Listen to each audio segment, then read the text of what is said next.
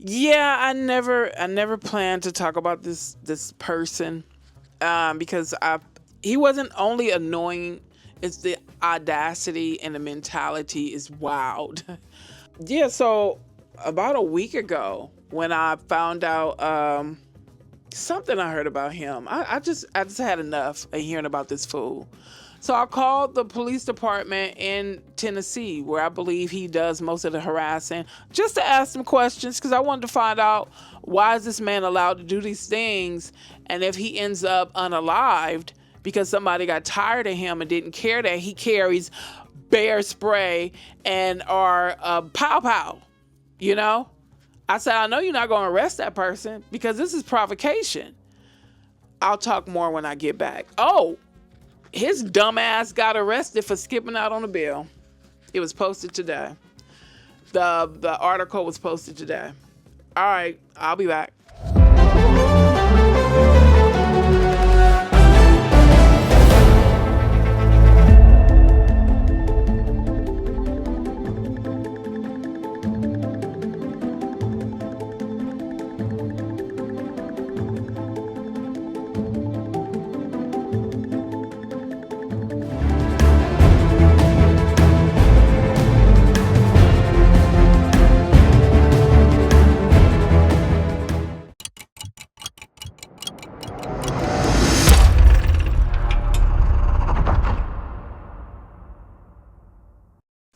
Hey folks, thank you for returning, those who have returned. Thank you to those who are just checking in.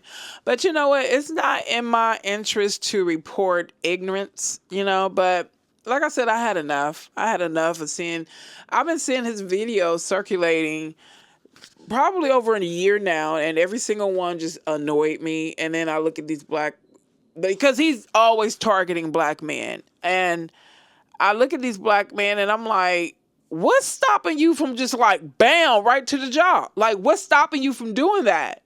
Anyway, so I saw a video. I'm gonna tell you how thirsty for attention he is from our people. I wish I could find it.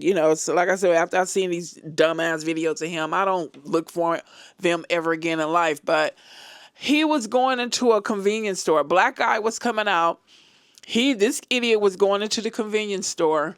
And the black guy apparently didn't know that this guy harasses black men, said something complimenting his glasses. And Chud, like, he sprung to life. He got a new look on life. Like, what? This black guy acknowledged me?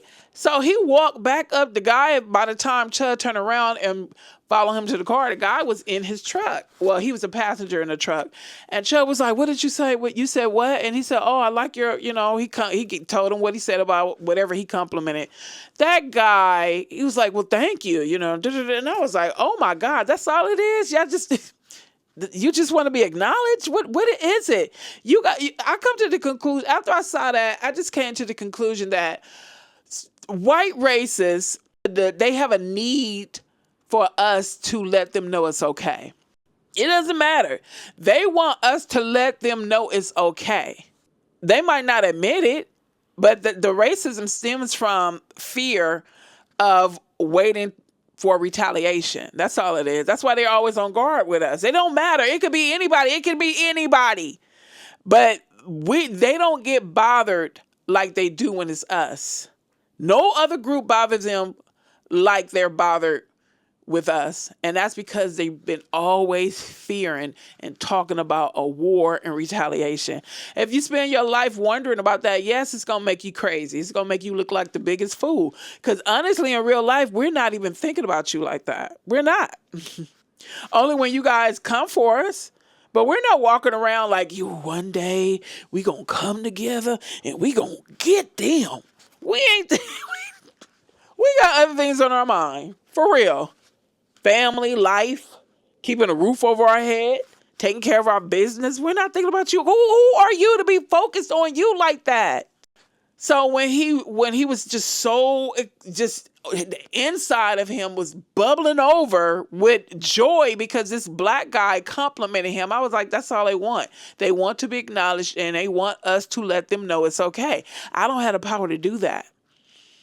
And I really don't want to. Because, the hostility, the unwarranted hostility that's always coming upon our people, I don't want you to feel okay. Matter of fact, I want you to feel worse than what you make my people feel. Yes, I do. First, what I'm going to do is play this clip of him. He was harassing a black guy, I believe, and then people called the police on him. I want you to hear the entitlement from him of what he's saying to the cops.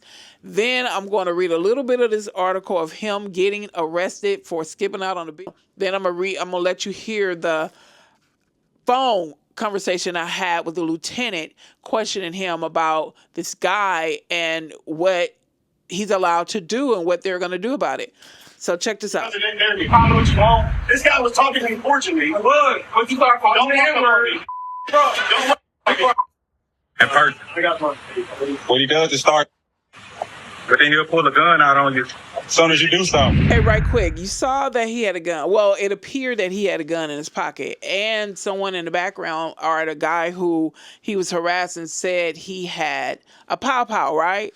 Okay, now when I spoke to the lieutenant in Clarksville, Tennessee, he told me that he had never heard about Chud carrying a pow-pow, that he would harass guys, and then when they want to activate, go after him, he'll pull out a weapon. He told me he's never heard of that. He's never heard of him carrying a gun. So I'm like thinking to myself, I've seen videos where multiple guys said this is what he does. So I don't know. I'm not trying to be negative about homeboy, but I don't know, dude. Let's go on. What you're doing is going around using racial slurs, profanity. That's a little different. Okay. You see what I'm saying? Are you gonna argue that in court? Because I walked into the gas station and walked out. And as I'm walking to my truck, I turn around. He's got something behind his back that looks like a gun. It's a drill. Well, they're saying that. So I don't give a they're saying. It's all recorded. I got you. And it's live streamed. I know. I got you. And I'm just telling you. And I have every right to say whatever I want on the internet without being chimped out on in public. Okay. Especially when your officer comes up to me and says, "Hey, I've seen your content, but don't you think you kind of would expect this?" No, I don't expect people to break the law. You heard it right out of his mouth. He thinks he is so entitled, so demented. This way of thinking, he's not the only white male who thinks this. Freedom of speech protects you, and it gives you the right to say whatever you want to say. And no one is supposed to feel anything about it. They could come up and talk about your deceased mother, and you're not supposed to get angry. You're supposed to be civilized and have self-control. But you flip the script. And then you better get your kids out of school. You know what I'm talking about. Let me give you a little lesson about freedom of speech. Yes, you can say whatever you feel that you have a right to say, but it doesn't exempt you from consequences. And also, if you do provoke someone, to do something that they would normally not do because of your antagonizing ways and provocation, if they end up doing something to you, if they end up hospitalizing you or putting you 6 feet underground or causing you to be 6 feet underground, what will happen is the court will judge the case, what the defendant did and what you provoked them to doing. And then if they feel that what you did provoked them to act the way they did, that put you in the hospital or 6 feet deep, you will get less of a sentence, basically. That defendant will get less of a sentence because you provoked them. I looked it up. So yeah, he said he can go around, he can say whatever he wants to, and he don't expect these people to chimp out. And then I was on Twitter all last week saying, I have to stay off Twitter because it can bring something out of you that you know ain't right. But these people were like if niggers was an assault rifle, right? Every time you look around, niggers. So I said, okay. Want to send out images of monkeys and things. I was like, wait a minute. You guys you do research, right? You do know how to read, right? Because it says that Black Americans are the only group on this earth who does not have Neanderthal DNA. Every other group does. So everybody who, want to be up under the white man, it says every other group but us have Neanderthal DNA. Look it up. Then I said, you realize your skin is pink. Your skin is pink. And then I also said, you realize that, and this is to the people, the white Americans, I'm not all calling you guys racist, but this is to the ones who speak so vile and vulgar about my people. I said, you do realize that you guys get lice, right? Sometimes schools have to shut down because they'll have a lice infestation. Sometimes you got to, stay in the house because something going on with your hair. We don't get lice. Black Americans don't get lice. So I was like, animals get fleas, you guys get lice. So I'm like, I think you guys need to really examine yourself and think about what you're going to say before you say it. Okay, now also, let me touch up on the latest reports of this idiot. So he just goes around, to me, I come to the conclusion that this guy just goes around and just does whatever he wants to because he's Chud, the bodybuilder. What the F does Chud mean? What does Chud mean? I think he's stuck in the 80s. Let's go on. Influencer Chud the Builder arrested after allegedly skipping out on a $400 restaurant bill because staff asked him to stop streaming. This guy is a narcissist. Yes, he is. And this came out California Post today. Self-described free speech patriot and social media influencer known for posting confrontational racist videos and harassing strangers in public was arrested in Nashville on Friday night after refusing to stop live streaming at an upscale steakhouse, causing a disturbance and walking out on a check. The influencer, whose real name is Dalton, I see why he calls himself Chud, was dining at Bob's Chop House on Friday night and was charged with theft of services, disorderly conduct, and resisting arrest after being repeatedly asked by restaurant staff to stop filming. According to an arrest affidavit obtained by local outlet WSMV, the white supremacist influencer had ordered nearly $400 worth of food and drinks before causing a scene after being confronted for disturbing diners with his streaming. Eartherly began yelling and using racial slurs before announcing he would not pay the bill despite consuming the food.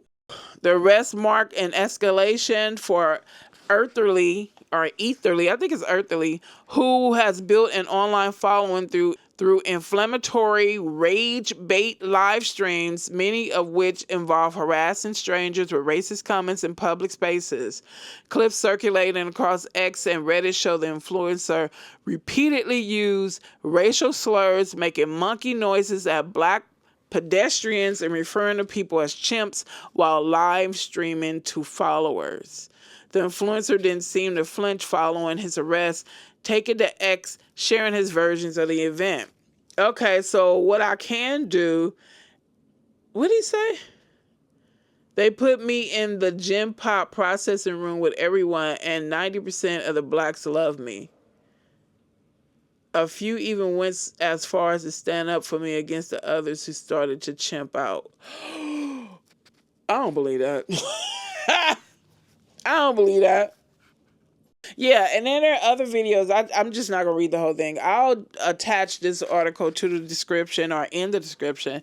There's also videos of him doing, going up, saying things to elderly black men. And I'm like, damn, like, really? You gonna do that? So could you imagine a black guy going up to an elderly white people? These people will flip their wigs. You did that too, you'll be thinking you back in the 1800s when 5,000 of them would go hunt down one black man, ready to put him in the trees. But here, now let's go on and listen to the call that I made to the Police Department, Clarksville, Tennessee, Sheriff or Police Department. All right, Dan, let's go. And I chose not to disclose the lieutenant's name or my name for various reasons. So let's go on. Yes, my name is...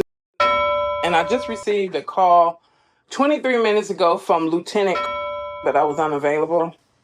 Okay, I'll get you back over there too. Hang on just a second. Thank you. Hello, hi, this is... I'm returning your call. Hi, I'm returning yours. How you doing? I'm great, and you? Thank you for asking. I'm good. What can I help you with today? I was just explaining to, I believe it was your representative yesterday. I have been unfortunately, seeing a number of videos about this guy named Chud. I believe he's Caucasian. He appears to be Caucasian, but he's going around your community, your town, literally harassing black people, calling them racial slurs, calling them niggers, doing anything and saying anything to provoke an action or reaction.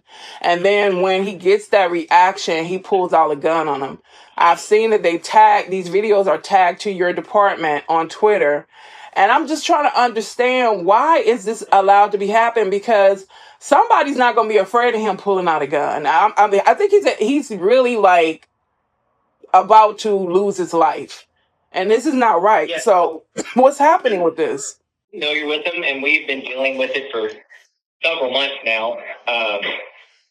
Now, I personally haven't seen, or any of the officers I'm aware of, have seen anything where he's pulling out a firearm. I haven't seen anything like that. I know that there might be language that alludes to one or something of that nature, but Right. I haven't seen a video yet that he's pulled one out, or nobody's reported that he's pulled out a gun on anybody. Okay. But we are familiar with him. We've dealt with him and his shenanigans several times, but it boils down to, everybody has their freedom of speech, right? And most people use their freedom of speech to put good out into the world, and there are a select few that use their freedom of speech to speak about evil, right? Okay. And unfortunately, that's something that he can do, right? But we have been keeping track of it. We deal with it frequently. You aren't the first person to call. You won't be the last person to call. But trust me, it is not. It does not go unnoticed here. Okay. We are frequently dealing with it. So, because you guys haven't seen a video of him actually pulling out a firearm, that's just freedom of speech. But where does it cross? Where does he? Where's the line cross when it's actually like speech to cause provocation? Speech that can cause him to be brutally beaten down. I mean, it's not. How can I say this? Like, I would like to know. You guys are in Tennessee, and excuse me, I might be sounding biased, but I do a lot of research and do a lot of history things. I'm a content creator, so I know the history of Tennessee when it comes to Black Americans. So it's like, if this was happening in reverse, would you guys say, a Black person's freedom of speech, that's his freedom of speech to go around and harass white people? Would you guys have that same attitude? This can lead to something dangerous happening on both sides. Right, and I would say that there are on the other side of that coin, there are people of color that go around harassing other people. Right? Okay. Now, in all honesty, what he said, that there are Black people who go around provoking and harassing white people like this, I have never seen videos like that. Now, I've seen Black people confronting them once they're, white people racists come and approach Black people, talking to them like they're asking and demanding for their paper, to show them their paper, eyes free, Massa gave me my papers last week type thing. But I've never seen a Black guy or Black woman go around provoking and harassing and taunting white people like that, calling them cave bandits and child abusers and, incest survivors and lice carriers. I don't see that. And that's not something I will want to see. I don't go searching for things like that because I do not want to fill my mind up with that kind of talk. So let's continue. And that is also there for him. What it boils down to is words, right? It's just words. And what he does is try to capitalize on views and clicks and YouTube and Twitch and whatever else he streams on, just to get into these situations so that he can get people that think like him to give him money, right? The way that I tell people to win this battle against him is to stop giving him the platform to generate the money. Right. So whenever he's on live or he's going around fishing for content, And he actually travels outside of Clarksville. He doesn't just do it in Clarksville. He actually travels outside of Clarksville because the community in Clarksville has pretty much know, hey, if we just don't give him the time of day, then he'll move on. Right. So he's expanded to cities surrounding Clarksville to do just that. You're a content creator yourself, so you know how the internet works, right? That's true. And they're going to move on, and something shiny, if something else comes up, then he'll fade off because he's not getting the money for it, right? He'll have to work a normal job and leave people alone, because even though freedom is free, right? Your freedom of speech is free, but there are consequences. Right. That's it. If someone chooses to do something to them, I hope they don't, because at the end of the day, it's just words. Just move on, right? If somebody chooses to do something, then we'll have to investigate that and work it like we would any other crime. And regardless of what happens to that, now, civil consequences and criminal consequences are two totally different things. Yeah. Right? All we can do is handle things criminal. But you know what I want to say, when you say they're just words, words are very powerful. And then I was just thinking about something that Oprah said, because she hates that her own people say nigga to each other, which even though they try to justify why they say it, I'm one who don't like it as well. But she said that is the last word that some black men or black people heard before they were lynched, nigger. So that word, when it's said by someone who supposedly hate us, racist, bias, it's a different meaning and tone. It's actually hatred, disgust, or whatever. So it's really not words. There's a lot that's behind that word. He knows why. That's why he says it, because he knows the reaction he can get. And also, do you guys know for a fact that he doesn't have a gun, or he just conceals it but carries a gun? Do you know if he carries a gun on his person? I don't know. I could carry a gun on Tuesday, but not carry one on Wednesday. No, I mean, like, has he ever been arrested where you guys have verified this? I'm sorry, you broke up. Do what? I mean, has he ever been arrested by your department or some other department, and it was documented that he carries a gun, or he's a licensed gun owner, or owns a gun illegally? I don't think he owns a gun illegally, but I don't know if I don't keep track of every time that he runs into law enforcement if he had a gun on him or not. There's no way for me to know that. In Tennessee, we are a constitutional carry state. People can carry a firearm without a license. Wow, license? Oh, wow. So there's no way that you guys will be able to look it up, or I can look up arrest records where police have documented that he carries a gun on his person? There's no way. Is there a way I can look that up? It would just depend. It would depend on, I guess, if the firearm was somehow important with the arrest. Mm-hmm.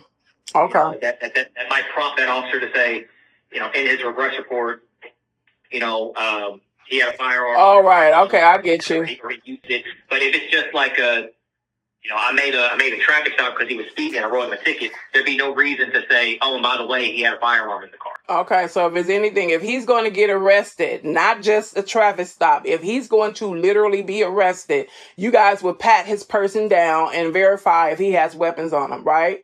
And if he has a weapon, whether we he would uses... search him, yes. Okay.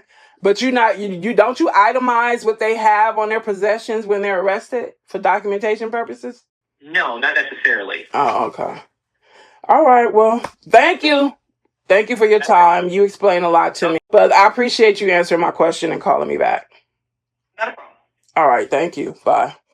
So that was the basis of our conversation. You heard what we discussed, and it was kind of bothersome a little bit because he kept expressing he kept emphasizing that's freedom of speech, and that's not freedom of speech. That is hate speech. You see why, this country does not want to give a hate bill to us, because this is coddled. To me, this is okay. That's what I feel. And it's like, that's not freedom of speech what this guy is doing. He is literally targeting, harassing, provoking, and spewing all these tainted, diabolical words at black men. And there's a history in this country of targeting, unaliving, and graping black men, women, and children. So I don't feel like this is being taken serious. And I feel that I even, when I was on Twitter, I sent videos or clips of this buffoon to the department. I attached it to the Department of Justice Twitter account, Clarksville, Tennessee Police Department, and I think their Tennessee State District Attorney, the governor. So it's like, like I said, Black Americans, we have to be diligent. We have to govern ourselves. Yeah, we have to stand together and help and protect one another, because you see all the things coming against us, not just from racists, from other prejudiced, biased groups. I know there's going to be a time that is what's going to happen. We're going to govern ourselves and we're going to protect ourselves, regardless of whether we are related to one another or not. There's something I want to play. I'm going to end this by playing something that Malcolm X said in this video I did over a year ago. Check this out. Think for themselves. Then the black man will think like a black man, and he will feel for other black people. And this new thinking and feeling will cause black people to stick together. And then at that point, you'll have a situation where when you attack one black man, you are attacking all black men. And this type of black thinking will cause all black people to stick together. And this type of thinking also will bring an end to the brutality inflicted upon black people by white people. And it is the only thing that will bring an end to it. No federal court, state court, or city court will bring an end to it. It's something that the black man has to bring an end to. The Freedom Now Party, from what I understand, is headed by a lawyer named Conrad Lynn. I know him, probably means well. Before passing an opinion on what it is he's trying to do, I would like to analyze it and see who's subsidizing him, see who his friends are, especially who his white friends are. And after a careful analysis, if I could conclude that there was no white support, I would be inclined to have confidence in it. But if I saw him leaning too heavily upon his white liberal friends for support, then I'd be suspicious of that too. The Muslims, in my opinion, represent an all-black party. And the Honorable Elijah Muhammad pointed out at before 10,000 in Philadelphia on September the 29th, at a rally that we were having, that in 1964, the black people should band together and do something about selecting and electing representatives, black representatives, politically, who have the rights and the best interests of the black people at heart. And that we should also unite together and sweep out of office all of the black political puppets who are used by the white power structure to continue white supremacy in our communities. We should also unite together and sweep out of office all of the black political puppets who are used by the white power structure to continue white supremacy in our communities. Except in the Newsweek poll, they used Negro interviewers. You'll find that oftentimes Negroes are as much on guard around Negro interviewers, who usually represent the bourgeois element of Negroes, as they are on guard around whites. Usually Negroes know that when this bourgeois Negro walks through the door, he is not doing something that he's initiated himself, but he's involved in something in which the white man is the absolute author of and has sent him to the Negro community for some information. And when they give that Negro some information, usually they give him the information that they want him to take back to the white man, because that's who he's going to take it back to. Their appetite is the same. Their motives are the same. It's only their mannerisms and methods that differ. I would agree that no doubt there have been a large number of whites who have posed as liberals and as friends of the Negro and who have time and again betrayed the Negro. On the other hand, I think one could point to a large number of whites who have struggled for civil rights, for equality, and have got little or nothing out of it, other than quite a few bruises. Give me an example. Well, the large number of white students who have gone into the South, for example, working for SNCC and other organizations. Not working for SNCC or other organizations, but working for the white political machines who benefit by the voting efforts of Negroes. Okay. Of freedom, justice, and equality for the black man, and where and when is it to be attained? Well, take equality first. The Honorable Elijah Muhammad doesn't teach us to associate equality with whites. Equality has nothing to do with whites. We don't want to be equal with the white man. He's not the criteria or yardstick by which equality is measured. He's not in a position to tell us we are equal. It's not his right. It's not his to do. Equality, we want equality. We had equality before the white man was created. We had equality before the white man came into existence. And we want equality whether the white man is on this earth or not. Equality means the opportunity to develop all of our dormant potential, all of our dormant capability.